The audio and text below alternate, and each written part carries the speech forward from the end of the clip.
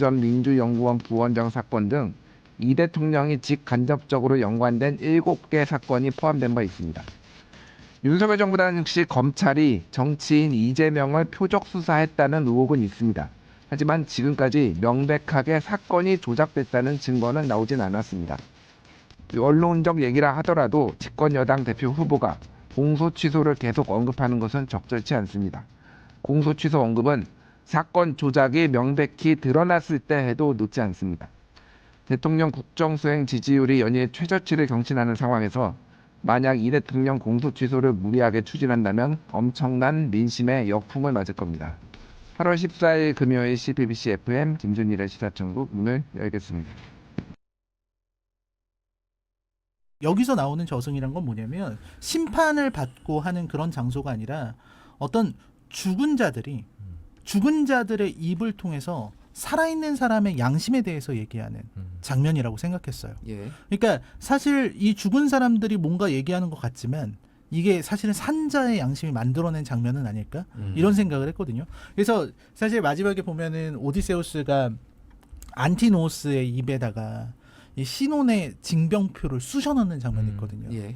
저는 그게 어떻게 보면 이 작품의 가장 중요한 지점이라고 생각했어요. 오디세우스가 지금까지 이 자기 집에 사람들이 눌러 살고 있잖아요.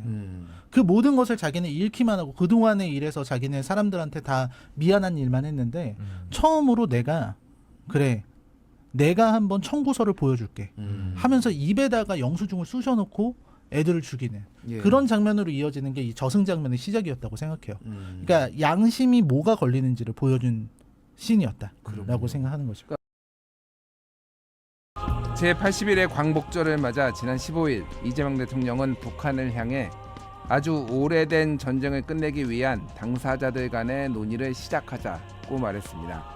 남북뿐 아니라 미국, 중국 등 정전 체제와 관련된 당사자들이 참여하는 다자 논의를 통해 돌파구를 모색하겠다는 겁니다. 이 대통령은 경축사에서 북한 비핵화를 대화의 전제 조건이 아니라고 했습니다. 평화 체제와 북핵 문제를 동시에 다루자는 구상입니다. 오늘 오전 트럼프 미국 대통령은 한미 연합훈련을 대폭 축소하라고 국방장관에게 지시했다고 밝혔습니다. 그는 북한 김정은 위원장과 내가 매우 좋은 관계를 맺고 있는 점을 고려할 때 오래전부터 한국과의 연합군사훈련에 참여하기로 동의해온 사실이 마음에 들지 않는다고 말했습니다. 이란 비핵화 노력에 불참한다고 한국에 대한 불만도 드러냈습니다. 청와대는 한반도 평화 논의를 기대한다고 짧게 언급했습니다. 현재까지 북한은 아무런 응답이 없습니다. 다자 논의를 통한 종전협정은 이미 문재인 정부 때 추진했던 방식입니다. 당시 문재인 대통령은 한반도 운전자로는 언급하며 북미 간 대화와 국교 정상화를 간접 지원했습니다. 하지만 하노이 2차 북미 정상회담이 합의 없이 끝나면서 북미 관계는 물론 남북 관계까지 냉랭하게 얼어붙었습니다.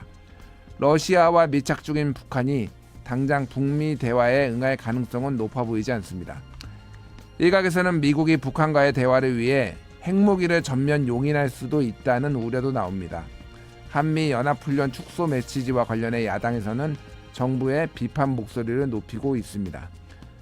진영학적 위기를 해소하기 위한 노력 충분히 존중받아야 합니다. 하지만 국내외의 다양한 목소리를 듣고 이해를 구하고 갈등을 조정하는 능력 역시 필요할 때입니다. 평화를 위한 정부의 노력은 존중받아야 합니다. 8월 17일 월요일 CBBC FM 김준일의 시사천국 문을 열겠습니다. 이재명 대통령이 피고인으로 기소된 사건의 공소 취소 논란이 이어지고 있습니다. 김민석 민주당 당대표 후보는 최근 언론 인터뷰에서 조작된 기소는 취소하는 것이 원칙이고 잘못된 기소를 재판을 통해 해결하라는 것은 폭력이고 야만이라고 말했습니다. 정청래 후보도 오늘 라디오 인터뷰에서 잘못된 조작을 해서 기소가 된 게 확인되면 당연히 취소해야 한다고 했습니다.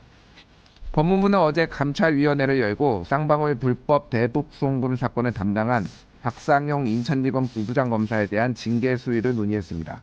박 검사는 공소 취소는 법치에 대한 사망 선고라는 글을 포함해 지난 3월에서 4월 업무 시간에 SNS 글 21건을 작성한 것이 국가공무원법과 검사징계법상 성실 의무를 위반했다는 혐의를 받고 있습니다. 검찰권 남용 의혹을 규명하기 위한 법무부 산하 검찰인권존중미래위원회는 어제 총 12건의 추가 진상조사 대상을 선정했습니다. 여기엔 성남FC 제3자 뇌물사건과 경기도 법인카드 유용 의혹 사건 등 이재명 대통령 사건이 포함됐습니다. 검찰미래위원회의 1차 조사 대상에는 쌍방울 대북송금 사건, 대장동 개발 특혜 사건, 위례신도시 개발 사건, 김용전 민주연구원 부원장 사건 등 이 대통령이 직간접적으로 연관된 7개 사건이 포함된 바 있습니다. 윤석열 정부 당시 검찰이 정치인 이재명을 표적 수사했다는 의혹은 있습니다. 하지만 지금까지 명백하게 사건이 조작됐다는 증거는 나오진 않았습니다. 언론적 얘기라 하더라도 집권여당 대표 후보가 공소 취소를 계속 언급하는 것은 적절치 않습니다. 공소 취소 언급은 사건 조작이 명백히 드러났을 때 해도 늦지 않습니다.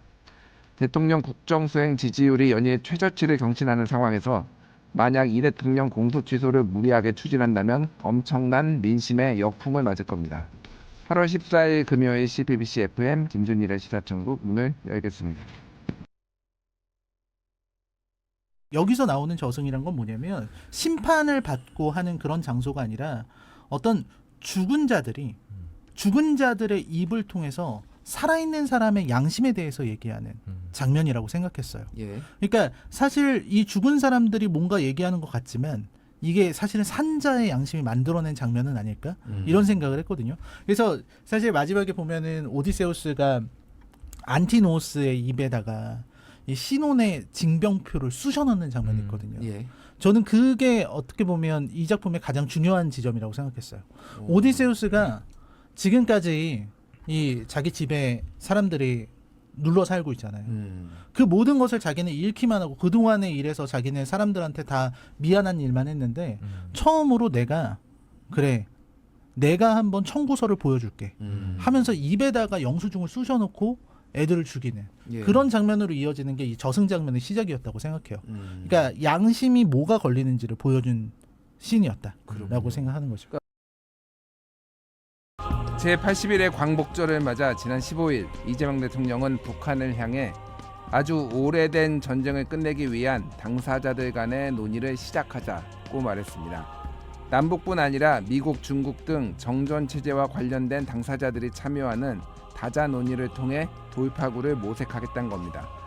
이 대통령은 경축사에서 북한 비핵화를 대화의 전제 조건이 아니라고 했습니다. 평화체제와 북핵 문제를 동시에 다루자는 구상입니다. 오늘 오전 트럼프 미국 대통령은 한미연합훈련을 대폭 축소하라고 국방장관에게 지시했다고 밝혔습니다. 그는 북한 김정은 위원장과 내가 매우 좋은 관계를 맺고 있는 점을 고려할 때 오래전부터 한국과의 연합군사훈련에 참여하기로 동의해온 사실이 마음에 들지 않는다고 말했습니다. 이란 비핵화 노력에 불참한다고 한국에 대한 불만도 드러냈습니다. 청와대는 한반도 평화 논의를 기대한다고 짧게 언급했습니다. 현재까지 북한은 아무런 응답이 없습니다.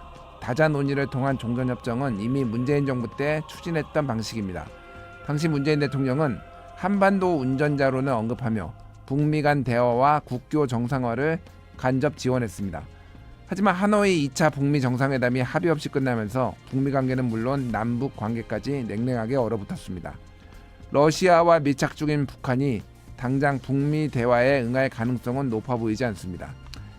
일각에서는 미국이 북한과의 대화를 위해 핵무기를 전면 용인할 수도 있다는 우려도 나옵니다. 한미 연합훈련 축소 메시지와 관련해 야당에서는 정부의 비판 목소리를 높이고 있습니다. 진영학적 위기를 해소하기 위한 노력 충분히 존중받아야 합니다. 하지만 국내외의 다양한 목소리를 듣고 이해를 구하고 갈등을 조정하는 능력 역시 필요할 때입니다. 평화를 위한 정부의 노력은 존중받아야 합니다. 8월 17일 월요일 CBBC FM 김준일의 시사천국 문을 열겠습니다. 이재명 대통령이 피고인으로 기소된 사건의 공소 취소 논란이 이어지고 있습니다. 김민석 민주당 당대표 후보는 최근 언론 인터뷰에서 조작된 기소는 취소하는 것이 원칙이고 잘못된 기소를 재판을 통해 해결하라는 것은 폭력이고 야만이라고 말했습니다. 정청래 후보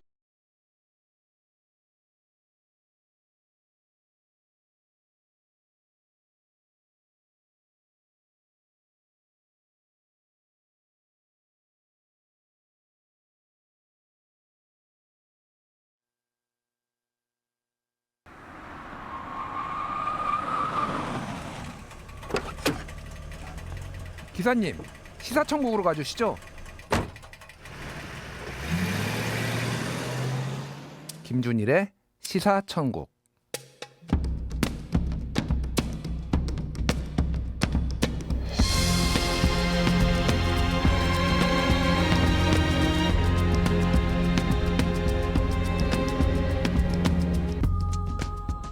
제주에서 3개월 넘게 연락이 끊긴 30대 여성을 가족과 경찰이 찾고 있습니다. 그런데 경찰이 실종 신고를 묵살한 정황이 나와 사건이 일파만파입니다. 실종자는 37세 장미란 씨. 지난 5월 12일 늦은 오후 집을 나선 뒤 실종됐습니다. 가지고 나간 휴대전화는 16일 오전부터 꺼졌습니다. 최초 실종 신고는 장 씨의 남자친구가 했습니다. 어디 간다는 말 없이 보이지 않자 신고한 겁니다. 그런데 야간 근무자였던 A 경장은 장 씨와 연락이 닿았다고 상부에 보고하고 장 씨 가족에게도 그렇게 얘기했습니다. A 경장은 장 씨 본인이 자신의 위치를 남자친구에게 알려주지 말라고 했다고 진술도 했습니다. 하지만 장 씨가 돌아오지 않자 가족들은 재차 실종 신고를 했고 경찰이 재조사에 나섰습니다. 제주경찰청에 따르면은 A 경찰과 실종된 장 씨가 통화했던 기록 자체가 없는 것으로 조사됐습니다. 경찰이 허위로 사건을 조작한 겁니다. 신고를 접수하고 제때 수색을 했다면 장 씨를 발견했을지도 모릅니다. 검찰의 보안 수사권도 폐지된 마당에 경찰의 비위가 잇따르고 있습니다. 신뢰 회복을 위한 조치가 필요한 때입니다. 8월 21일 금요일 CPBC FM 김준일의 시사천국 문을 열겠습니다.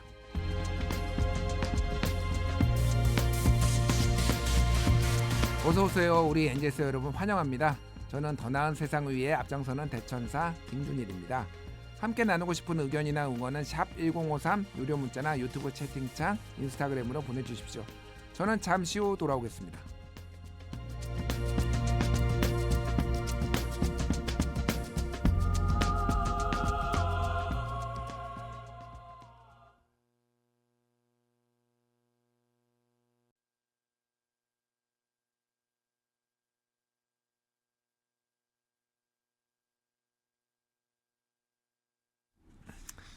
아이 키워보신 분들은 국민 육아템이라는 말 많이 들어보셨을 겁니다. 국민 아기 욕조, 국민 바운서, 국민 아기띠.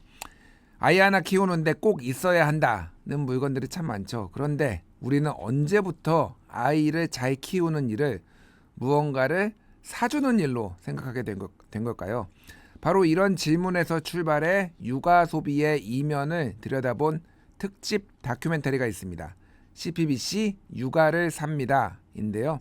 오늘은 이 다큐를 연출한 김슬애 PD 그리고 우리 사회의 소비 트렌드를 연구해온 이혜원 트렌드 코리아 소비 트렌드 분석센터 연구위원 두 분 모시고 이야기 나눠보겠습니다. 안녕하세요. 안녕하세요. 예, 저는 이거를 이제 봤는데 일단 재밌었어요.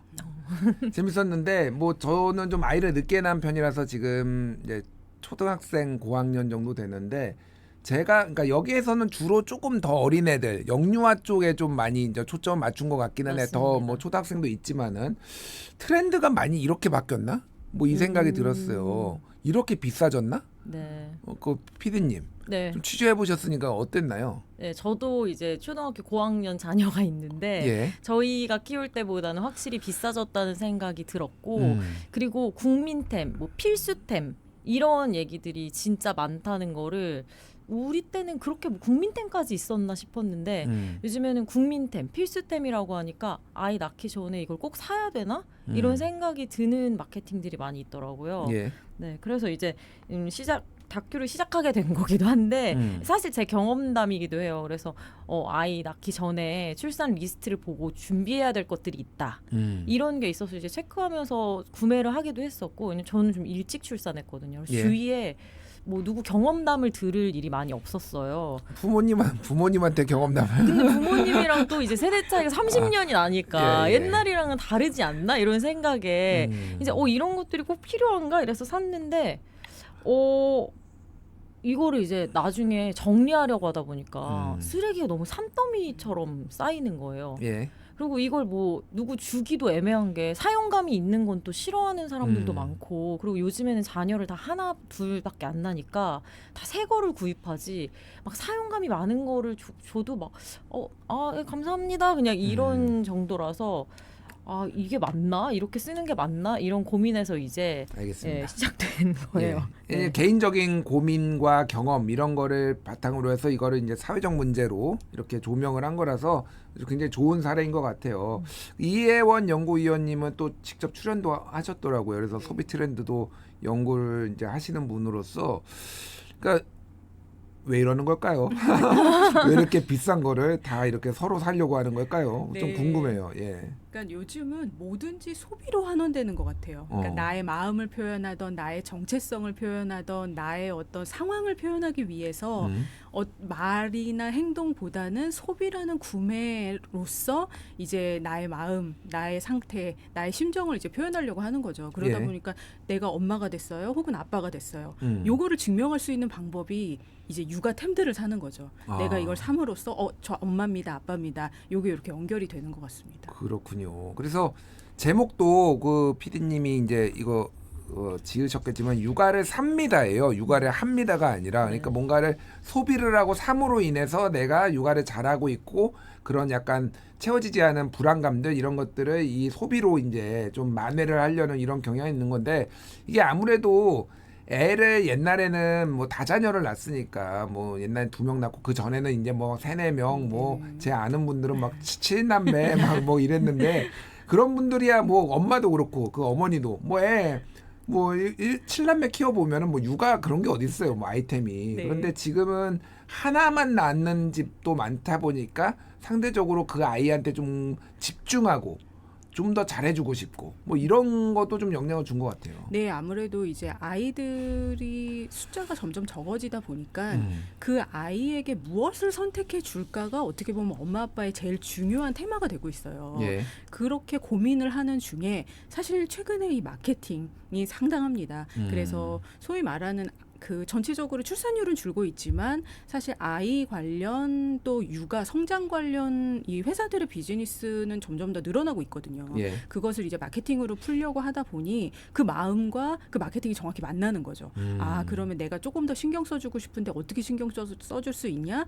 요런 물건들을 요때 딱딱 맞춰서 사주면 되겠구나로 연결이 됩니다. 그렇군요. 네. 그 PD님 그 취재하신 내용을 보니까 그 박람회 같은데 가서 또 네. 취재도 하고 그 이제 부부들 신혼 부부들 이렇게 만나도 봤는데 그 어느 정도예요 지금 가격이? 좀 사례를 좀 알려주세요. 네, 일단 뭐 저희가 취재한 바에 의하면 유모차는 100만 원 이하는 찾아보기 힘든 아예 것 없어요. 같고 100만 원 이하는 거의. 거의 없다고 보시면 될 것 그래요. 같아요. 뭐 옛날에 제가 애를 키울 네. 때는 100만 원대는 비싼 거고 맞아요. 사실은 뭐 짜면은 뭐 20. 저는 그것도 돈 주고 사지 않았어요. 다 누구한테 준 거 받아 쓰기는 했는데 네. 어쨌든 그렇군요. 완전히 바뀌었군요. 그러니까 이게 그렇죠. 그리고 가격이. 카시트 같은 경우에는 이제 안전과 결부가 된 거다 보니까 더 고가예요. 뭐 저희가 취재한 그런 걸 보면은 175만 원 정도. 네. 카시트가 네, 카시트만 175만 원이에요. 정도 때도 있고 예. 이제 그건 이제 좀 고가긴 하지만 돈을 더 모아서 오토바이를 살 수 있겠는데요. 그 정도면. 그런 비싼 제품들이 특히 안전이나 아니면 아이 발달에 좋다 네. 이렇다고 하면 더 가격이 올라가는 것 같아요. 아이 발달에 좋다는 게 예를 들면 뭐 교육 무슨 예, 교육 뭐 제품들 뭐 전집이 될 수도 있고 예. 아니면 아기들 뭐 오감 발달에 좋다는 장난감들 예. 이런 것들은 또 고가 점점 가격이 오르고 있는 추세인 것 같아요. 단순히 이제 인지적이나 위원님. 지적인 교육 발달만큼이나 더 아기였을 때 중요한 게 신체적 발달이거든요. 예. 근데 지금 가격이 점점 더 올라가고 있는 제품들은 아기들의 신체와 관련된 물건들인 것 같아요. 그러니까 기술이 발전되어서 기본적으로 제조 원가가 높아지는 것, 뭐 그거는 당연할 수 있다고 쳐도 예. 그렇기 때문에 안전한 신체 발달과 키가 커집니다. 또 몸이 튼튼해집니다. 이것까지 더해지면 이게 가격이 한없이 붙이는 대로 올라갈 수밖에 없는 것 같아요. 그렇군요. 근데 그게 효과는 있는 건지 그냥 옛날에는 원래 길바닥에서 흙 파먹고 다 잘 자랐는데 뭔가 이거를 꼭 그런 아이템들에 템들을 꼭 구매해가지고 꼭 보조를 해줘야 되는 건가요? 전 잘 모르겠습니다, 솔직히. 예. 그러니까 그래서 제가 생각한 바는 사실은 이게 불안과 연결이 되어 있는 것 같아요. 불안이요? 네, 네. 그러니까 엄마 아빠 입장에서는 모르거든요. 이 우리 아이가 잘 자랄지, 어떤 삶을 앞으로 살아가게 될지, 그런 단계에서 어떤 사건들을 마주하고 또 어떻게 환경들을 접하게 될지 모르는데 그렇다면 내가 해줄 수 있는 건 그래도 안전하고 편안하고 조금 더 교육적인 환경을 만나게 해주고 싶다. 그 불안감이 이제 여러 가지 템들을 사는 것으로 계속해서 결과가 나오고 있어요. 그렇군요. 네. 그 신혼부부들 네. 이제 아이들 가지고 있거나 이제 낳은 그 부부들 인터뷰하신 거 제가 재밌게 본 건데 제가 아이를 처음 키워봐서 이런 말씀하시더라고요. 맞아요. 대부분 다 처음 키워봅니다. 맞아요. 여러 번 키워본 사람이 흔치 않아요 요즘은. 예. 너무 당연한 얘기를 어떻게 보면은 아이가 그분들이 잘못됐다라는 게 아니라 내가 처음 키워보니까 너무 불안하구나 이게 내가 혹시 잘못된 선택을 해가지고 아이한테 잘해주지 못해가지고 문제가 생기면 어떡하지? 오히려 부모의 조급증이 좀 이런 과소비를 결과론적으로 유도할 수도 있다라는 생각이 드네요. 예. 네. 예. 네, 끝나는 거예요? 알겠습니다. 예. 자, 근데 이게 너무 많이 이제 사잖아요, 사실은. 이게 사면은 이거는 진짜 아이들 용품이란 거는 딱 그 시기가 정해져 있잖아요. 특히 맞습니다. 어리면 어릴수록 굉장히 세부적으로 있어서 뭐 0에서 6개월 네. 뭐 이런 식으로 만약 심지어 막 3개월 단위 막 맞습니다. 물품도 막 있더라고요. 그럼 이거 다 어떻게 해요? 100만 원, 200만 원씩 주고 산 것들 막 몇십만 원씩 주고 산 것들. 중고 거래를 하기도 하고 예. 이제 폐기를 많이 하기도 하죠. 그래서 저희가 이제 마지막에 취재한 집은 아직 뉴스 리포트가 3부작인데 지금 1부만 보신 건데 이제 예. 뒤로 가면은 그 장난감이 진짜 많은 집이 정리를 다 해서 기부업체에 보내고 버리고 하는 과정들이 나와요. 근데 정말 산더미처럼 버리게 되거든요. 그러니까 뭐 버리거나 근데 이게 또 이제 웃긴 게 장난감들 버리기가 쉽지 않은 게 그 안에 나사, 스프링 이런 것들이 있어서 분리 배출이 쉽지가 않아요. 네. 그렇군요. 그럼 사람이 다 해야 돼요 그거를? 아니면 업체에서 해줘요? 그러니까 그냥 쓰레기로 쓰레기로 버리는 거죠. 분리 배출이 힘드니까. 그렇군요. 그리고 저는 또 예. 그런 측면도 있는 것 같아요. 굉장히 많이 산 육아템들을 이제 아주 짧은 기간만 쓰고 버리게 되잖아요. 그 썼다가 버린다는 행위 자체가 실은 우리 아이의 성장하고 바로 연결되어 있거든요. 더 이상 이제 이 물건이 필요 없다라는 것 자체가 이제 이 물건 쓸모없으니까 어떡하지가 아닌 그만큼 우리 아이가 컸구나. 내가 돈을 들인 게 의미가 있었구나라고 하는 자꾸 이제 좋은 점으로만 해석하게 되는 경향성이 있다 보니 예. 버리는 거에 있어서도 신경 덜 쓰고 그냥 빨리 눈앞에서 없어지고 이제 6개월은 없어지고 이제 돌쟁이 아가가 됐어. 1살은 지나갔고 이제 2-3살이 됐어 하는 그런 것들도 결국엔 눈에 보이게 되는 것 같아요. 그렇군요. 그 뭐 좀 데이터들을 찾아보니까 한 달에 육아 비용이 한 교육부 작년 발표인데요. 111만 원 111만 원 정도 되네요. 그러니까 그게 2021년보다 14만 원 증가한 수준인데 애 한 명이 있으면 111만 원, 2명 있으면 그러면 222만 원. 그래서 실제 영유아 가정의 부모는 문화생활에 돈을 잘 못 쓴다 이런 기사도 있더라고요. 무자녀 가구의 3분의 1만 문화생활에 돈을 쓴다. 왜냐하면 필수적으로 써야 되는 거는 또 식비나 뭐 이런 주거비가 있으면 이런 건 다 빼고 나머지로 문화생활을 해야 되는데 맞습니다. 자녀 비용 빼면은 네. 이렇게까지 살아야 되나? 내가 이러려고 애를 낳았나? 약간 회의도 들 수도 있을 것 같아요, 사실은. 예. 네.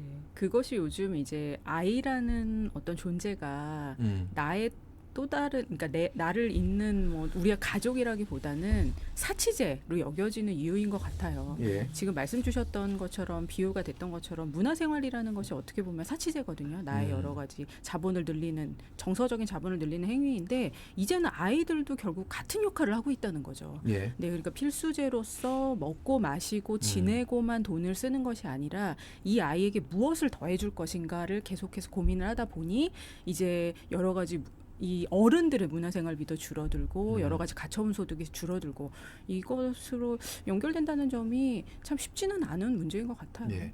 피디님. 네. 이렇게 많이 한시적으로 나와서 아까 말씀하셨지만 버리는 것도 일이고 뭐 중고로 파는 것도 있는데 중고로 뭐 팔거나 그냥 주면 안 돼요? 싸게? 되죠. 되는데 이제 저희가 취재하면서 요거는 약간 애매하다 이래서 뺀 부분이긴 했는데 예. 이제 해외 사례랑 비교를 하는 부분이 있어요. 근데 음. 해외에 갔다 온 게 독일이었고 거기 플리마켓이 진짜 잘 돼 있어서 거기는 벼룩시장. 예. 벼룩시장이 너무 잘 돼 있어서 거기는 물건을 하나도 안 사고 아이를 키우는 사람들도 많이 있어요. 그리고 네덜란드 같은 경우에는 옷을 한 벌도 사지 않고 아이를 셋을 키운 부모들이 꽤 있었거든요. 예. 그 커뮤니티도 있고. 근데 이런 걸 봤을 때 우리는 과연 이렇게 많이 사는데 이들과 아이들을 키우는데 무슨 큰 차이가 있을까?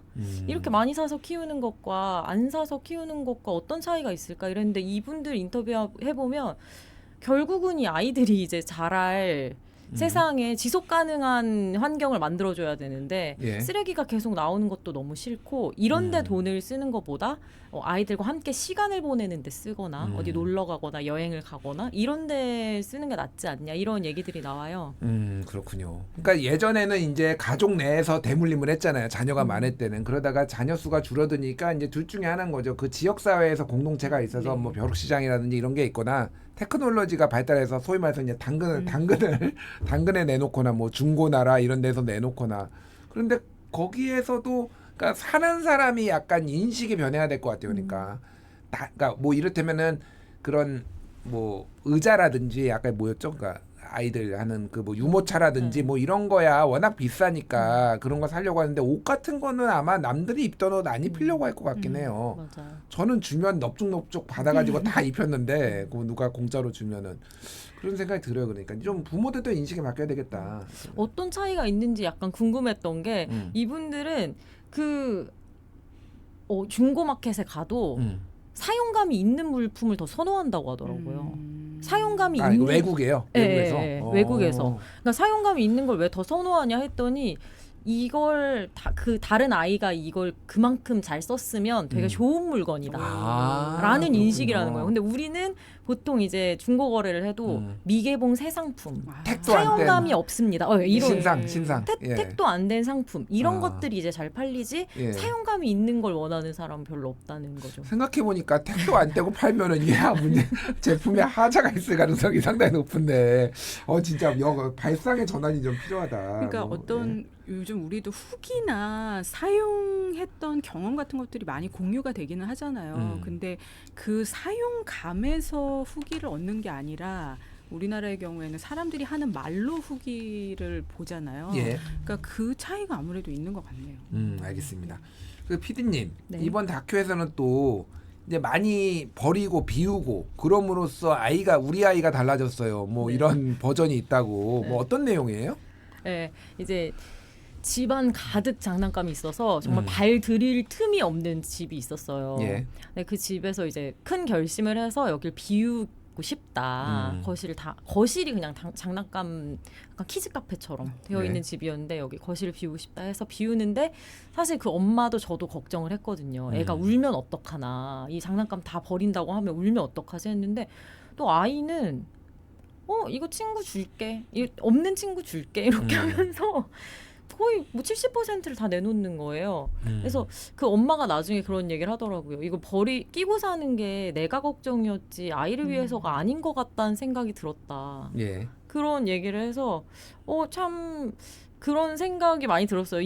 이게 이제 육아용품의 특징이 전에 교수님이 말씀하셨는데 육아용품의 특징이 사는 사람과 쓰는 사람이 다르다는 특징이 네. 있다고 하셨잖아요. 네. 그게 무슨 말이에요? 사는 사람과 쓰는 사람이 다르다는 게? 그러니까 육아용품, 장난감 이런 것들의 실제 사용자는 아이들이잖아요. 예. 근데 그것에 돈을 지불하는 사람들은 보통 부모님, 어른들이거든요. 그렇죠. 그러다 보니 이제 그 물건이 좋냐 안 좋느냐를 결정하는 것도 돈을 내는 어른들 기준에서 하게 되는 거고 예.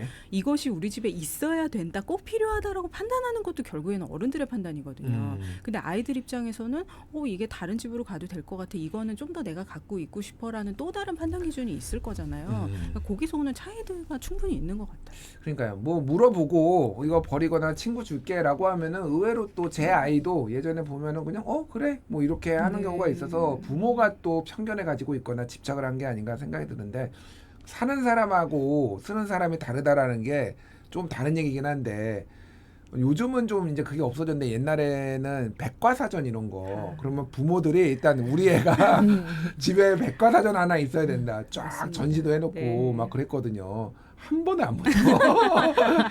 네, 부모의 욕심이다. 백과사전 절대 무슨 뭐 영어 잡지 이런 거 구독하지 마라. 절대 한 번도 안 본다. 애가 사게 해야 된다. 뭐 이 생각이 듭니다. 그렇군요. 뭐 애가 그러면은 그 버린 아이는 네. 다 버리고 나서 좀 생활이 달라졌어요. 그러면? 네, 이제 버리고 나니까 빈 공간에서 스케치북에 그림을 그리거나 만들기를 하거나 이런 예. 놀이를 하더라고요. 그리고 넓으니까 애가 잘 뛰어다니기도 했고. 그러니까 아이들은 꼭 어떤 물건이 있지 않아도 자기가 놀 걸 또 찾아서 노는다는 거를 예, 마지막에 좀 그 엄마도 저도 깨닫기는 했습니다. 그렇군요. 이게 물건이 없으면은 혼자 놀거나 유튜브를 보거나 요즘은 예, 유튜브 그러니까 중독, 미디어를 쇼츠 못 중독. 보게 하기 위해서 장난감을 사준다는 의견들도 있었어요. 아 그래요? 예. 그렇군요. 네. 뭐 그거 미디어 중독에 대해서는 또 그거대로 또 대응을 하면 되는 거예요. 뭐 그렇죠. 그거를 장난감으로만 꼭 해소를 할 필요는 없을 것 같다 그 생각이 듭니다.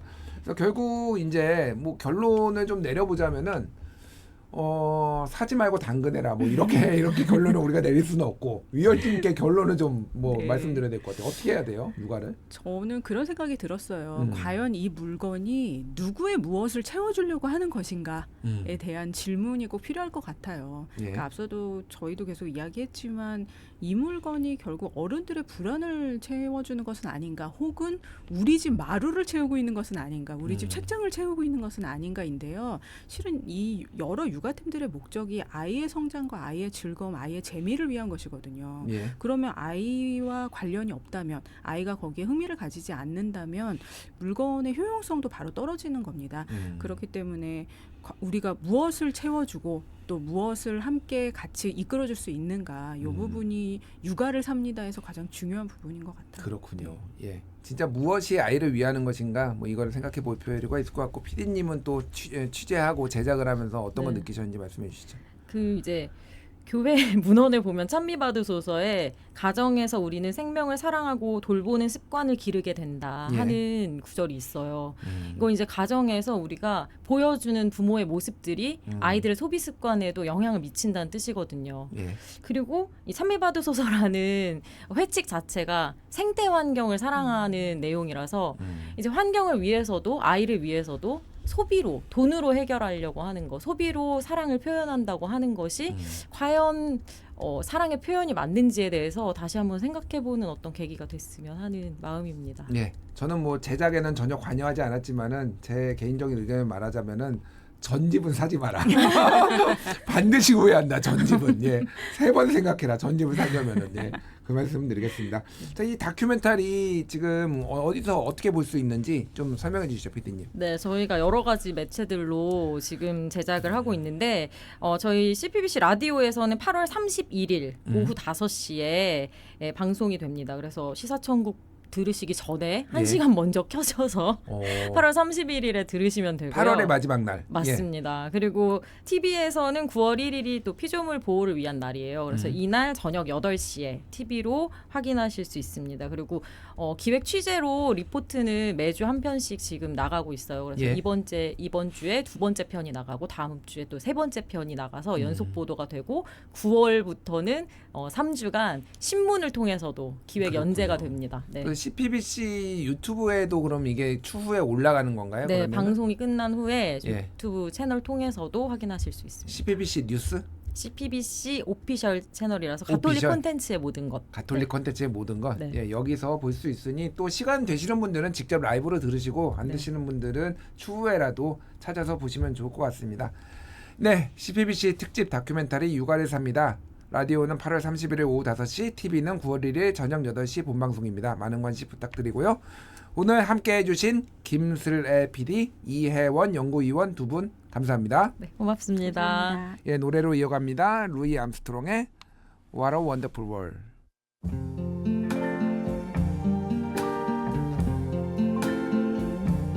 I see trees of green, red roses too.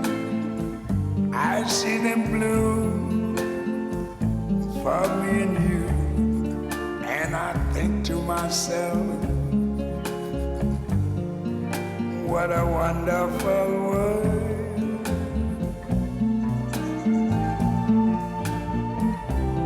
I see skies of blue and clouds of white, the bright blessed day, the dark sacred night. And I think to myself, what a wonderful world.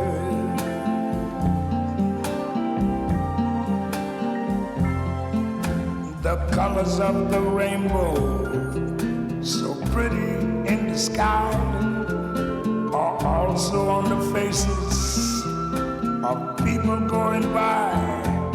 I see friends shaking hands, saying how do you do. They're really saying I love you.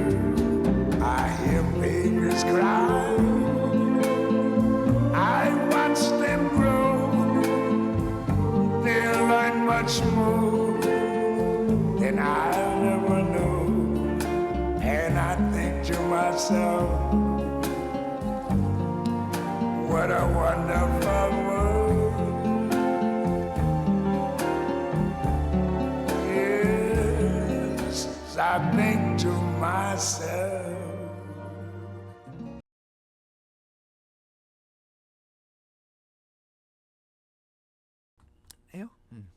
집을 구해본 사람이라면 집이 더 필요하다는 말에 고개가 끄덕여질 겁니다. 그런데 그 집을 짓기 위해 도심에 얼마 남지 않은 녹지를 내줘야 한다면 어떨까요? 최근 용산공원 같은 도심 녹지 활용을 두고 주택 공급과 녹지 보존이 맞서고 있는데요. 오늘 천국의 서재에서는 개발과 보존, 그 오래된 질문을 함께 생각해 보겠습니다. 김성환 시사평론가, 서유인 시인 나오셨습니다. 두 분 안녕하세요. 네, 안녕하세요. 예, 두 분이 사는 데는 주변에 녹지가 좀 있나요? 뭐 공원이 됐든 뭐가 됐든 산이든 뭐 그런 게 있나요? 저는 사는 곳에 아주 한 100m 정도밖에 안 떨어져 있는데요. 조그마한 야산이 있어요. 아 그렇군요. 그리고 거기 조성, 요즘에 뭐 야산은 가만히 두지 않잖아요. 예. 다 공원으로 조성을 해놔가지고. 지자체에서 그걸 또 업적으로 많이들 활용을 아, 하니까 그렇죠. 예. 이쁘게 조성을 해놨겠네요. 그리고 저는 그거는 되게 큰 복이라고 생각하고 살고 그렇군요. 있습니다. 그래서 그 동네가 집값이 비싼 거군요. 이상하게 얘기하네. 그치? 알겠습니다. 공원이 있는데 뭐 집값이 네. 올라도 이상하지 않죠? 저는 전형적인 경기도 신도시에 살고 있는데요. 예, 예. 거기도 녹지는 많을 거 아니에요. 그 녹지가 많은 곳도 있고 안 많은 곳도 있는데 저희 집 옆에 녹지라고 할 만한 데 없는 것 같고 저 이런 적은 있어요. 저 우리 아파트 단지 바로 옆에 단지가 공사가 안 들어가는 거예요. 예. 뭐 시공에 문제가 생겼는지 네. 그냥 터만 있고 공사가 안 들어가서 그 터에 야생이 됐어요. 어, 나무들이 너무 많고 개구리 소리 때문에 잠을 못 잘 정도로 와. 아파트 사이에 자연 녹지가 생긴 거예요. 예. 그게 너무 좋더라고요. 예. 그리고 저기에 개구리도 많고 뱀도 막 나오고 그랬거든요. 아 그래요? 그러니까 아파트 한 단지 땅이 빈 장 상태로 10년 가까이 있었으니까 공사를 못 들어가고 예. 그래서 이렇게 바리케이트만 쳐져 있고 근데 높이에서 위에서 이렇게 보면은 거기가 완전 우거졌거든요. 이거 자연 녹지라 너무 좋은데 근데 어느 날 갑자기 공사가 시작돼서 지금 말끔한 새 아파트로 바뀌었거든요. 아. 그래서 개구리 소리도 없어졌고 음. 뭐 뱀이 나온다는 뭐 아파트 안내 이런 것도 당연히 다 없어졌고 예. 뭐 그렇게 됐어요. 예. 그래서 뭐 인간이 하지만 집값은 좀 올랐나요? 아닙니다. 부끄러. 아, 집값 오르는 시기는 아닌 것 같고 예. 진짜 뭐 경기 북부 신도시 아니 평론가님이랑 저희 입지가 왜 달라요. 끝이 그렇게 끝나요? 어쨌든 그래서 뭐 동물들이 많이 죽었겠구나 그런 생각했습니다. 자연 녹지가 네. 있다가 자연스럽게 네. 사라진 이런 말씀을 해주셨는데 뭐 제 얘기를 하자면은 저는 아주 오랫동안 이제 서울에서 거의 평생을 살았는데 아주 오랫동안 산에 살았어요. 거의 이제 뭐 북한산, 뭐 네네. 국립공원 바로 입구 뭐 네. 이런 데서 살아서 거의 대자연을 끼고 항상 살아왔습니다. 아 거기도 뭐 뉴타운이라서 엄청 좋다고. 아니, 뭐 요즘에 뉴타운하고는 소문이 아주 아무런- 자자하던데요. 뉴타운하고는 아무런 관련이 없는 예, 빌라, 다세대 뭐 이런 데서 굉장히 오랫동안 살아서 하여간 그래서 항상 자연을 끼고 저는 살았어요. 진짜 굉장히 오랫동안. 그러니까 쉽게 얘기하면은 산동네 달동네 오래 살았다는 얘기예요. 예, 뭐 어쨌든. 근데 이 지금 이 자연 뭐 공원 이 보존 문제가 지금 굉장히 심각한 사회 문제, 정치 문제로 좀 비화했는데 어제 김윤덕 국토부 장관하고 오세훈 서울시장하고 다시 한번 만났어요. 그래서 용산 공원을 개발하는 문제를 가지고 지금 논의를 했는데 평행선에 달렸다 이런 보도가 나왔는데 뭐 쉽게 얘기하면 내용인즉슨 오세훈 서울시장은 용산공원 무게 그런 식으로 그린벨트 해제하고 이거 공원 해제하고 이런 거 안 된다 개발하면 안 된다라는 입장을 밝히고 있고 정부에서는 청년주택 뭐 거기에 임대주택을 지을지 아직은 확정된 건 아닌데 어쨌든 청년들을 중심으로 여기에 공급을 하겠다. 그리고 용산 어린이공원뿐만이 아니라 용산에 굉장히 큰 부지가 많은 부지가 있는데 그 중에서 녹지가 아닌 곳을 좀 선별적으로 더 짓겠다 뭐 이런 입장이 지금 팽팽하게 맞서고 있다 뭐 이런 정도로 될 것 같습니다. 오늘 뭐 여기에서 정치적인 논쟁을 하려는 건 아니에요. 네네. 그런 건 아니지만은 어쨌든 이런 일이 지금까지 살면서 굉장히 비일비재했던 것 같아요. 그러니까 그린벨트 해제 문제를 포함해서 어떤 입장이신지 좀 궁금해요. 이거는 좀 용어 정리를 다시 할 필요가 있어요. 보존이냐 개발이냐 이거는 좀 달라요. 아 그래요? 왜냐하면 용산 미군 기지를 제가 작년쯤에 들어갔었어요. 예. 들어가서 미군이 또 다 떠난 자리를 한 바퀴를 다 돌았거든요. 그러니까 드래곤 힐 호텔이라고 있거든요. 맞아요. 미군이 사용하는 호텔이 있는데 그 국방부 옆에 있어요. 그래서 용산 어린이 정원하고 같이 맞닿아 있는 그 면적을 전체를 둘러볼 기회가 있었는데요. 예. 녹지가 거의 없어요. 그러니까 용산 미군 기지 터를 우리가 보존해야 된다라고 하는 그 보존이라는 단어는 적합하지가 않아요. 아, 그러니까 일부 지역은 녹지도 있지만은 일부 네. 지역은 사실은 미군이 그냥 건물 지어서 생활하던 그렇죠. 데잖아요. 예. 그러니까 일반적인 생활 시설들이 이미 들어가 있고요. 미군 기지가 있기 때문에 거의 다 시멘트로 발라져 있고요. 오늘 저도 찾아보고 놀랐는데 건물이 한 1,100동이 있답니다. 그러니까 그걸 보존하자는 뜻은 아니잖아요. 근데 그거를 그럼 부숴야 되는 거예요, 그러면? 그렇죠. 거기다가 공원을 조성하고 숲을 만들기 위해선 사실상 그걸 다 뜯어내서 바닥에 콘크리트부터 건물을 다 뜯어낸 다음에 그 땅을 오염 정화 작업을 해서 거기다 숲을 조성을 해야 되는 거예요. 예. 그럼 그것도 사실은 막대한 비용이 드는 거죠. 그러니까 그 땅을 그대로 우리가 가치 있게 활용할 것이냐 말 것이냐에 대한 논쟁이기 때문에 어느 정도 활용할 건지 아니면 기지 전체를 그냥 둘 건지 그리고 또 다른 논쟁은 또 그 역사성이 또 있잖아요. 예. 역사성이 있는 공간을 어떻게 보존할 것인지 뭐 이런 것들이 아주 되게 여러 가지 논쟁이 중첩돼 있어요. 그렇군요. 그러니까 하나를 가지고 우리가 생각할 수 있는 부분은 아닌 것 같아요. 어쨌든 뭐 용산공원 같은 경우에는 이거를 보존의 프레임으로 보기에는 좀 복잡한 미묘한 부분이 네. 있다. 저도 그 말씀하신 데 옛날에 간 적이 있고 거기 스테이크가 맛있어요, 거기가. 굉장히 저렴해서 많이 가죠. 예, 근데 맛도 있어요. 네. 근데 거기가 신용카드를 결제를 하면 해외 결제가 된 걸로 나옵니다. 미군 땅 안에서 결제를 한 것으로 되기 때문에 달러로 결제가 됩니다. 달러로 거기가. 결제가 되는 아주 신기한 경험을 네. 뭐 제가 결제한 건 아니지만은 다른 분이 했지만은 예, 잘 얻어 먹었죠.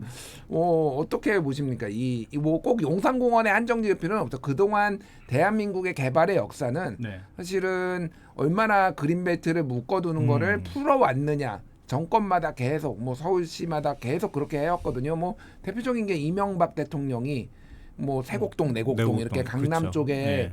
보금자리 주택 짓는다고 많이들 이제 풀고 막 그래서 집값이 또 떨어지고 뭐 그런 반대 목소리도 있었고 막 그랬단 말이에요. 저 거기 제가 분양 신청했다 떨어지고 막 그랬어요. 그렇군요. 네, 거기 로또라 그랬거든요. 한이 서류 한이 불러내서. 맺혔어요. 예. 네. 이제 우리나라 유권자들 머리가 참 헷갈릴 거란 생각이 들어요. 네. 예전에 좀 가치와 명분이 비교적 명확했던 것 같아요. 근데 지금 이 사태가 뭐 긍정적으로 보자면 다 좋은 게 뭐 보존을 더 우선시하는 분들은 일명 환경론자 분들은 오세훈 서울시장을 보면서 이제 희망을 갖겠죠. 아 종로 옆에 고층 빌딩 안 짓겠구만. 예.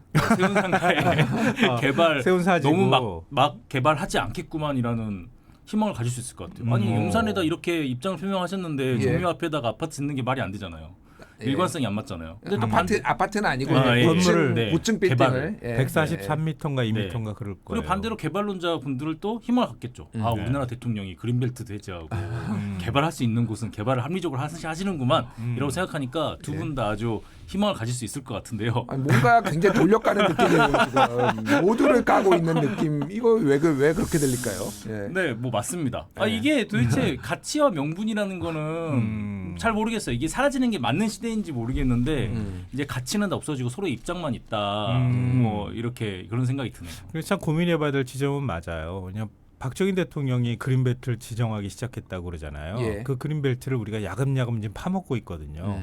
그러니까 계속 이제 인구가 늘어가면서 주택 보급이 시급한 상황이 되니까 그린벨트를 계속 풀고 있어요. 그리고 그린벨트를 보존한다고 하지만 제대로 보존되지 못한 것도 있으니까 이번에 이재명 정부도 그린벨트 중에서 훼손된 곳은 풀겠다 이렇게 얘기를 하잖아요. 그러니까 주택 공급이 굉장히 시급하다는 얘기가 되는 거죠.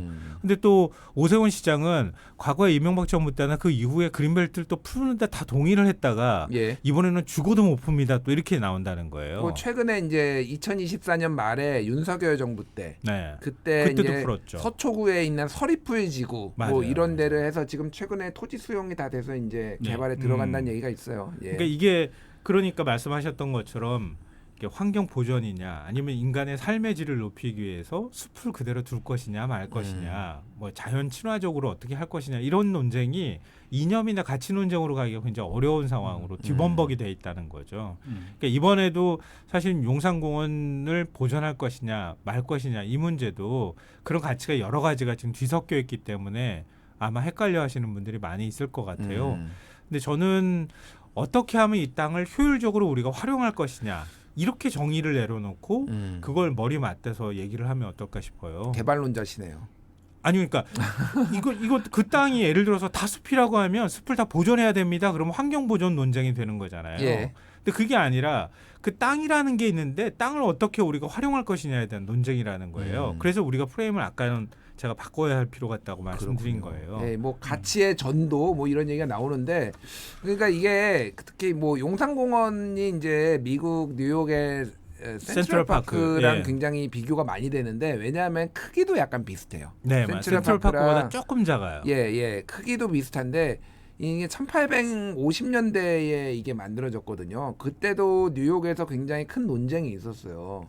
아니 지금 맨하탄 근처 뭐 멀지 않으니까 이렇게 지금 땅도 모자르고 집도 모자른데 여기에다가 이렇게 큰 공원을 지어야 돼? 라고 했을 때 굉장히 유명한 얘기인데 그때 조경가인데 프레드릭 로 옴스테드 이분이 이런 얘기를 합니다. 지금 이곳에 공원을 만들지 않는다면은 100년 후에는 이만한 크기의 정신병원을 만들어야 될 거다. 그러니까 이런 공원이 주는 그런 효용, 이런 녹지가 주는 효용 이런 것들이 돈으로 그렇게 단순히 지금 집이나 이런 걸로 환산하기는 어렵다. 뭐 이런 이게 대표적으로 굉장히 많이 좀 인용되는 말 중에 하나예요. 굉장히 그러니까. 의미심장하고 예. 지금도 여전히 유효한 말이라고 생각하는데요.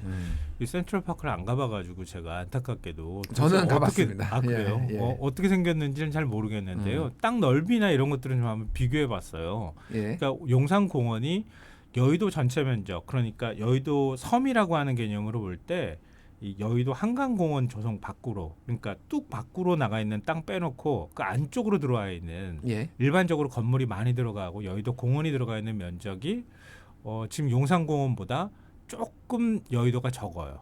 그렇게 생각하시면 얼마나 큰 땅인지 아마 아실 것 같고요. 여의도 전체보다 용산공원이 크다고요? 네, 더 커요. 와. 더 크고요. 조금 더 크고요. 개발해야 되겠는데. 그리고 얼마나 많은 게 들어갈 수 있는지 이해가 되겠죠. 근데 여의도 공원 가보신 분들은 많이 계실 것 같아서 여의도 공원 면적이 23만 제곱미터 정도 돼요. 예. 근데 용산공원이 300만 제곱미터예요. 열 몇 배가 되는 면적이에요. 10배가 넘네요. 여의도 공원 가보셨으면 아시겠지만 여의도 공원도 길잖아요. 예. 여기서 그 반대편 그 북쪽하고 남쪽 끝으로 가는데 굉장히 멀거든요. 근데 용산공원은 그거보다 한 열 몇 배가 더 크다고 생각하시면 되니까 조금 더 뚱뚱하고 동그란 형태를 띈다고 생각하시면 돼요. 둥그렇죠 이렇게. 예, 타원형처럼 좀 길면서도 북쪽과 남쪽으로 구분되어 있는데요. 예. 그러니까 이게 센트럴파크하고 좀 다른 점은 센트럴파크는 횡단을 하는 거리가 800m 정도예요. 길고 엄청 길어요. 예, 위아래로. 위아래로는 긴데 양쪽 옆에서 횡단하는 거는 800m 정도니까 사람들이 일반적인 도보속도로 따질 때 한 10몇 분이면 건너갈 수 있어요. 맞아요. 예. 근데 용산공원 같은 경우에는 넓은 곳은 한 1.5km 정도 돼요. 그러니까 이쪽 반대편에서 반대편으로 건너가는 게 굉장히 힘들다는 뜻이에요. 러닝하기 좋겠네요. 러닝은 굉장히 좋죠. 예. 근데 이게 개발이 된다고 그러니까 보존이 된다고 가정할 때 도심 안에 우리가 철도 놓는 것처럼 도심을 양분할 수도 있어요. 이쪽에서 이쪽으로 건너가는 게 힘들다고 하면 사람들이 건너다니기가 굉장히 어렵잖아요. 예. 그러니까 도시를 공원을 효율적으로 활용한다는 측면에서 그걸 좀 좁힐 필요도 있겠다. 아. 그러니까 그런 면에서는 이게 꼭 다 보존돼야 되나? 일부는 조금 그래도 활용할 수 있지 않을까 하는 생각도 한편으로 하게 돼요. 예. 물론 이제 다른 생각하시는 분들도 있을 것 같고요. 서현 네, 씨님은 그 우리나라의 특히 도심지의 녹지는 어디에 있는지 보면 그 박해천 씨의 콘크리트 유토피아 보면 아파트 단지가 하나의 성이 되는 거고 예. 그 단지 안에 녹지를 조성합니다. 그렇죠. 우리가 개발을 그렇게 단지가 하잖아요. 크면은 그렇죠. 단지가 크면 그 안에 예, 녹지가 맞아요. 개발이 돼요. 그래서 뭐 아까 말한 로또 아파트나 뭐 강남의 유명 아파트들은 그 조경이 얼마나 아름답냐에 따라서 아파트의 급수가 나뉘기도 하거든요. 아, 예. 그렇죠. 네, 굉장히 중요한 요소를 차지하더라고요. 근데 이 용산에 녹지가 아파트가 개발되면 그 아파트 안에 녹지가 생길 것 같고 그야말로 녹지로서 보존이 된다면 그건 용산 그 금싸라기 땅 주변에 있는 분들을 위한 녹지일 것 같아요. 그럴 수도 있죠. 제 말의 이유는 우리나라의 이 개발 논의 자체가 굉장히 서울 중심적이다. 그래서 서울에서도 한강을 주변으로 하는 그 골든 땅이라고 해야 되죠. 예. 네, 금값인 땅 중심으로 이 개발 논의가 이루어지고 있는 것 같다. 이거를 좀 돌파할 만한 새로운 상상력이 있을까라는 그런 생각이 듭니다. 지금 용산구에서 굉장히 반대하잖아요. 주민들도 아마 반대하고 있을 거예요. 왜냐하면 구에서 반대를 네, 하죠. 지금 이제 용산 공원이 있는데 미군 기지 주변에 이게 공원이 될 거라고 가정하고 그 주변으로 굉장히 고층 아파트들이 많이 들어갔어요. 네. 그 값이 굉장히 비싸고요. 맞아요. 근데 그 공원을 좀 줄이거나 아니면 일부분을 이제 거기다 주택을 짓는다고 하면 그 거주 환경, 주거 환경이 훼손될 수 있다. 그러면 아파트 값이 떨어지지 않겠느냐. 이게 이제 거기 같이 계산이 작용하는 거거든요. 기승전 아파트 값이네요. 그렇죠. 사시는 분들은 그게 제일 중요하다고 또 생각하니까요. 뭐 그걸 뭐 나쁘다 좋다의 개념으로 접근하지는 못할 것 같은데요. 예. 그러니까 지금 현재 있는 사람들의 일종의 기득권이 있는 거예요. 이게 부동산 개발할 때 항상 이게 문제가 되잖아요. 근데 그것도 또한 우리가 인정 안 할 수가 없어요. 그럼 그걸 그분들한테 어느 정도 그 녹지나 이런 것들을 가질 수 있게 해줄 것이냐, 예. 조망권을 어느 정도 확보해 줄 것이냐도 우리가 개발을 할 때 또 보전을 할 때 어느 정도까지냐라는 것을 판단하는 굉장히 중요한 지점이라고 저는 생각하거든요. 네. 그러니까 그 주변에 계시는 분들한테도 이 정도면 굉장히 좋은 주거 환경을 주는 거야. 숲이 있어. 서울이라고 하는 상징성에 부합되는 거야. 예. 근데 그게 얼마나 크기였으면 좋겠어. 어떤 모양이었으면 좋겠어. 라는 걸 우리가 좀 도상을 그려가면서 논쟁을 해봤으면 좋겠어요. 그러니까 너무 이제 우리가 논의를 용산공원 이게 핫하긴 하니까 이거를 얘기를 길게 했는데 용산공원에 좀 할 필요는 없고 논의를 크게 좀 넓혀봤으면 좋겠다 이 생각이 들어요. 그러니까 어쨌든 인간은 자연을 뭐 정복해 왔다 아니면 자연을 개발해 온 역사예요. 인간의 문화의 역사가 컬처라는 게 경작하다라는 말에서 이제 나왔을 정도로 이 문화라는 게 다 자연을 대상으로 우리가 얼마나 활용을 하느냐 이런 건데 예를 들면 이런 겁니다. 뭐 브라질에서 아마존 열대 우림을 지금 개발을 엄청 해요. 근데 전 세계는 반대를 해요. 여기가 전 세계 녹지의 3분의 1이 그 아마존에 있고 여기가 지구의 허파다 이런 얘기를 하는데 그분들 입장에서 보면 당장 먹고 살기도 힘들어 죽겠는데 우리도 돈 벌어야 될 거 아니야. 니들이 뭐 돈 보태줬어? 여기 지금 보존하면은 뭐 이런 얘기를 하는 거거든요. 그래서 거기 밀어가지고 이제 뭐 이제 커피, 콩 경작지로 쓰고 콩, 그렇죠. 뭐 커피 네. 뭐 이런 거 지금 경작지로 합니다. 이런 거는 우리가 뭐라고 해야 될지 어떻게 봐야 될지 참 어려운 부분이 있더라고요. 그러니까. 너무 주제가 갑자기 커져가지고 트럼프 대통령이 이란에 쏟아부을 미사일 값을 예. 저기 브라질의 허파세로 좀 반의 반만 들여도 예. 브라질에 제공을 해도 해결이 되지 않을까요? 근데 우리 인류가 전체적으로 파리 협약도 지금 못 깨진 상태인 거고 기후 협약이라는 약속 자체가 지켜지지 않고 있잖아요. 전 인류적인 범정부적인 약속과 실행이 필요한데 지금 그런 신뢰가 완전히 무너진 상태인데 그 누가 뭐 개발하지 말라고 브라질 정부에 얘기할 수 있겠습니까? 좀 비관적인 생각이 듭니다. 근데 뭐 이게 그 원래 인류 문명사를 보면 지난번에 트럼프 대통령이 석기 시대로 돌려놓겠다 이래가지고 굉장히 논란이 많았잖아요. 예. 그 단어가 가지고 있는 상징성이 있었던 거였거든요. 그러니까 원래 우리는 이동하면서 살았던 인간은 원래 이동하면서 살았죠. 예, 유목민이었죠 과거에는. 그 수렵채집인이라고 하는 게 오히려 더 적절한 수렵채집. 표현일 것 예, 같아요. 맞아요. 예. 그래가지고 어느 순간부터 사실 저장을 하기 시작할 저장의 필요성이 생기면서부터 정착 생활을 시작했다고 얘기하거든요. 근데 일본 사례를 일본에서 그걸 이제 흔적을 쫓은 적이 있대요. 도대체 이동을 하면 어느 정도 거리를 이동하면서 살았을까 사람들이. 예. 근데 그거를 그 고고학적으로 흔적을 쫓아보니까 한 몇백 미터가 안 됐대요. 아 이동이라는 게 이동이라는 게 계속 몇백 미터를 옮겨 다니는 거예요. 그러면 사실은 그렇게 이동하잖아요. 예. 그러면 쓰레기 버릴 일이 없대요. 왜요? 쓰레기 처리에 문제가 안 되는 거죠. 왜냐면 버리고 몇 년 뒤에 다시 돌아오면은 다 이미 분해가 되고 없어져 버렸으니까. 일종의 화전민이 이렇게 돌아가면서 밭 태우고 원래 그런 돌아오고 거랑 약간 비슷한- 그런 거네요. 예, 그렇죠. 예. 수업 그 주변에 한 몇백 반경 몇백 미터 안에 한 넓게 봐도 1km 안에 있는 식물을 수렵 채집하고 그러면서 먹고 또 그거에 한계가 있으면 다시 또 옮겨 다니고 예. 이런 일을 반복하다가 이제 정책 생활을 시작하고 결국 문명이 시작됐다고 볼 수 있는 건데요. 근데 지금은 제가 최근에 기사 볼 때도 느꼈지만 우리나라 남쪽 국토에 한 10몇 %의 지금 4,900만이 5천만이 넘죠. 5천만이 넘게 살고 있다고 하거든요. 예. 우리가 이렇게 개미처럼 개미굴 같이 살아야 되나? 좀 더 국토를 넓게 지혜롭게 쓸 수 있는 방법은 없나? 이런 논쟁도 있을 수 있을 것 같아요. 제가 볼 때는. 그렇군요. 참 고민스러운 부분이에요. 예, 예. 도시화 때문에 인류 문명이 발전한 것도 있지만 도시화가 낳은 폐해도 굉장히 많잖아요. 그래서 이 도시화로 인해서 거기에 대한 또 새로운 아이디어들이 세계적으로 많이 있더라고요. 예를 들면은 콜롬비아 같은 경우에는 그린 코리도어 뭐 이런 게 있는데 도로와 하천 주변에 녹지축을 만들어서 도시 열섬을 낮추고 생태 공간을 서로 연결을 하고, 그러니까 이게 난개발이 막 되는 와중에서도 그런 것들을 계속 도시를 어떻게 하면은 조금 생태 공간을 만들고 이렇게 활용할 수 있을까에 대한 네. 고민들이 되게 많이 있는 것 같아요. 예. 그것보다 굉장히 소소한 예지만 몇 년 전에는 대구가 단연 여름 평균 기온이 전국 1위였는데 베프리카라고. 예, 지금 광주가 1위거든요. 아 그래요? 네? 그걸 해결하기 위해서 대구에서 나무를 굉장히 많이 심었다고 해요. 아, 곳곳에. 역시 그래서 온도가 어느 정도 내려가고 홍준표 시장 찬양해야 되는 거니까. 꽤 오랜 걸림이라고 하는데 네. 특히 광주가 더 더워졌다고 하더라고요. 또 뭐 기후의 변화도 있겠지만 네. 뭐 덧붙여서 말씀드리자면 그 지역의 얘기를 할 때에도 그 지역에서 개발을 다 찬성하고 반대하는 게 아니라 거기에서 소지역주의와 소이기주의가 발동을 하기 때문에 굉장히 어려운 일이에요. 그렇죠. 네. 그래서 아까도 그랬었잖아요. 얘기했었잖아요. 용산에서도 용산 네, 구 똑같죠. 사람들이야. 우리 동네 공원이 그렇죠. 있어야지. 무슨 얘기야? 이렇게 얘기를 할 수 있으니까. 예.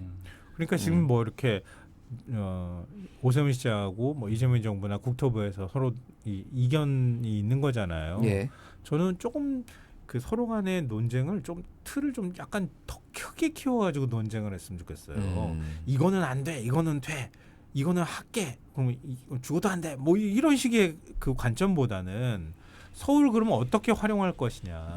또 이재명 대통령이 늘 강조했던 것처럼 그러면 서울과 지방은 어떻게 할 것이냐. 예. 지방은 그 소멸 위기에 처해 있는데 그러면 큰 축을 우리가 행정수도 이전하는 문제도 그거였던 거잖아요. 큰 축을 지역으로 옮겨버리면 그럼 서울의 과밀화도 일부 해소가 되면서 자연스럽게 부동산 문제도 해결되는 효과로 이어질 수 있었다고 본 거잖아요. 예. 근데 지금은 이제 그때하고 또 달라졌다고 또 얘기할 수 있겠지만, 그러니까 그런 관점에서 서울을 어떻게 효율적으로 이용하고 서울 주변에 있는 일종의 위성 도시든 그 도시들과 그 생태축을 어떻게 연결할 것인지나 이런 것들을 좀 통합적으로 같이 이번 기회에 얘기해봤으면 좋겠어요. 저는 그러면 조금 더 넓고 좀 국민들이나 아니면 서울 시민들이 좀 관점을 좀 크게 생각하면서 이번 개발 논쟁을 이해할 수 있지 않을까요? 굉장히 좋은 말씀을 해주셨는데 그런 일은 벌어지지 않을 거야. 아니 말 시켜놓고 난 다음에 그렇게 얘기하면 어떡해요? 아니 그게 아니라 그러니까 제가 오늘 뭐 이제 정치 얘기를 가끔 좀 안 하려고 했는데 이게 약간 정치적인 대립각도 있거든요. 그러니까 서울 정부 입장에서는 오세훈 서울시장 언제 대법원 확정 판결로 정치자금법으로 날아갈지도 모르는데 굳이 몸값을 키워줘야 돼 이런 거고, 오세훈 시장 입장에서는 또 뭐 정당이 다른 저 정부와 좀 대립을 함으로써 내 몸값을 좀 그렇죠. 올리려는 그러면 이런 것도 있을 거예요 분명히. 사법부가 판결할 때 부담을 느끼게 될 거라고 하는 계산도 할 수 있죠. 여러 가지가 네. 지금 맞물려 있어서 우리가 아름답게 정당을 다 내려놓고 정치적 셈법을 내려놓고 우리 크게 한번 어떻게 개발할지 논의해 봅시다. 잘 안 될 것 같아. 그 별로 안 안타깝게도. 좋은 진행자예요. 그거 얘기하지 말자 그래놓고 지금 다시 되돌아가잖아요. 아니 이게 현실을 얘기한 겁니다 제가. 뭐 정부 네. 지지율도 좀 떨어지는 추세라고 하잖아요. 네. 근데 이럴 때일수록 행정부에서 정부에서 좀 더 큰 상상력을 가진 맞아요. 좀 큰 정책을 좀 내밀어서 논의를 좀 이끌어냈으면 좋겠어요. 용산 너무 작습니다. 아 그렇군요. 네. 알겠습니다. 예. 좋네요. 그러니까 제가 아까 도상을 한번 해봤으면 좋겠다고 말씀드린 거예요. 예. 미군 기지든 미군 기지 역사성. 그러니까 몽골이 진주했을 때부터 역사가 남아있다 그러잖아요. 조선시대 임금이 기우제를 지냈던 역사 유적도 남아있거든요. 예. 그러니까 그런 부분들 어떻게 일부 역사 지역을 남겨둘 것인지 개발할 것인지 뭐 이런 논쟁을 좀 크게 했으면 좋겠어요. 저는. 예, 좋은 논의고 우국 삼특모 이제 지방 균형 발전 얘기도 하고 있는데 뭔가를 짓는 것만 얘기하고 있는데 거기에서 또 어떤 식으로 같이 조화롭게 할 것인가 이런 것도 큰 틀에서 논의를 해봤으면 좋겠고 2차 공공기관 이전도 뭔가 옮기려고만 하지 말고 창조적으로 좀 해봤으면 좋겠습니다. 오늘 여기까지 하겠습니다. 지금까지 천국의 서재 김성환 평론가 서효인 시인과 함께했습니다. 두 분 감사합니다. 고맙습니다. 감사합니다.